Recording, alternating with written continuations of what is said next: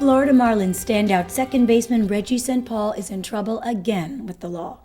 What our Ted Garcia uncovered is, well, pretty alarming. Ted? Thank you, Valerie. Reggie St. Paul had it all. A three-time All-Star with a multi-million-dollar contract in a palatial mansion in Miami.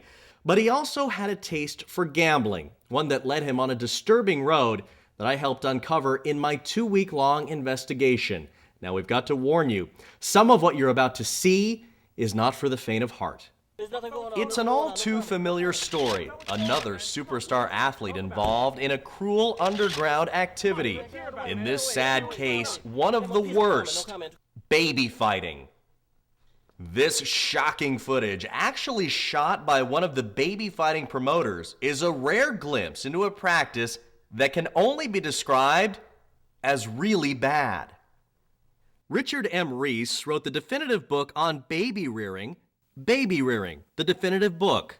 It's a sad, sad statement on our society, but we need to open our eyes to the fact that it's happening, and it's happening now, everywhere, everywhere.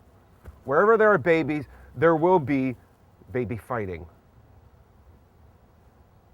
These training facilities are all too rampant across the country, where babies learn at the earliest age to fight, and fight hard, to be the alpha baby.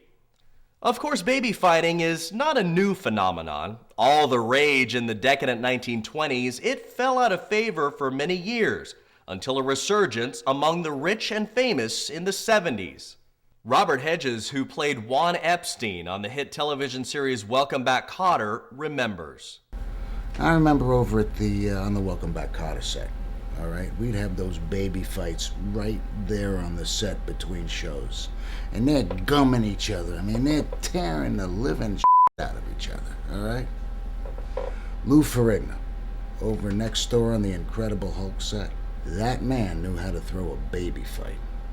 I made a lot of money on Lou's fights. It was like hot and cold running babies. Baby fighting? You told me this interview about my fitness equipment. This is bullshit.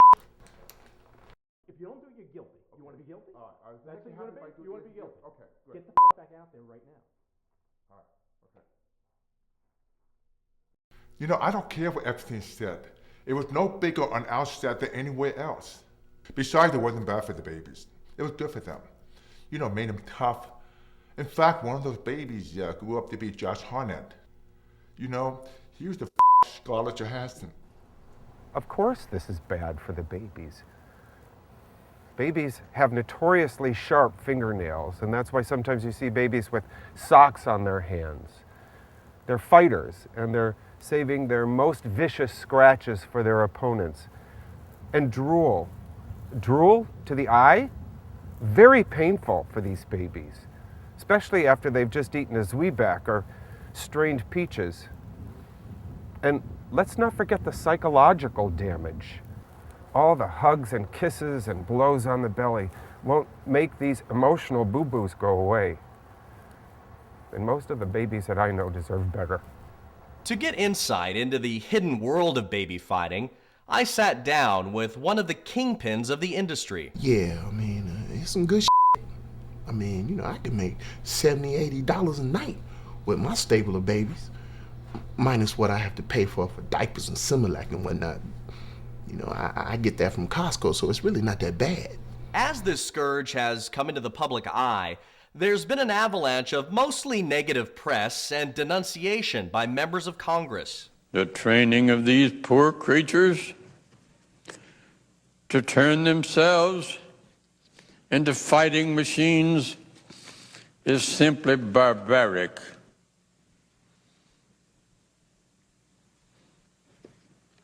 Barbaric. Barbaric.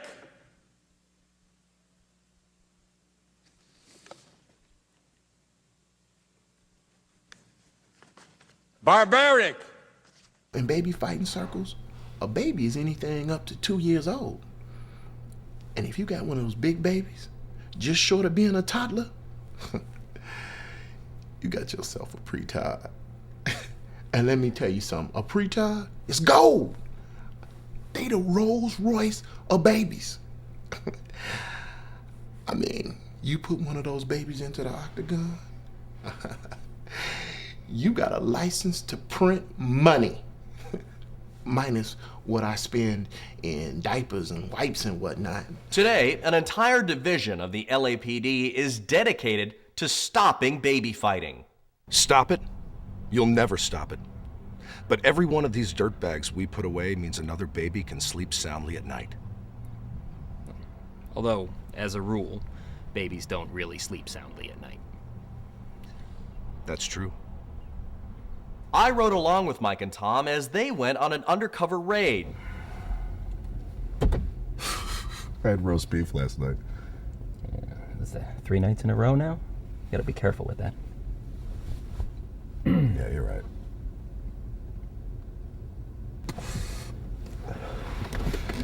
You know, baby fighters, they get put away, and they're meat in jail. To other prisoners, they're as low as you can go.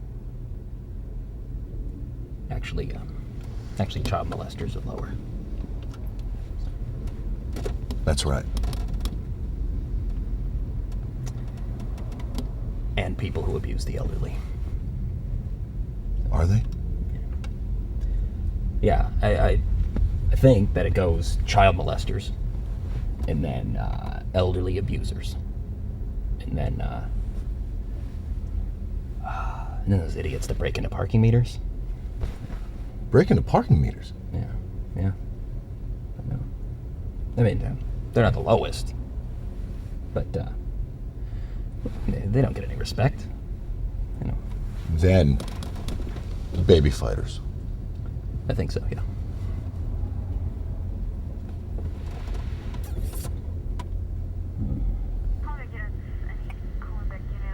All right, this is it. Let's roll. Here it is. All right, get up there.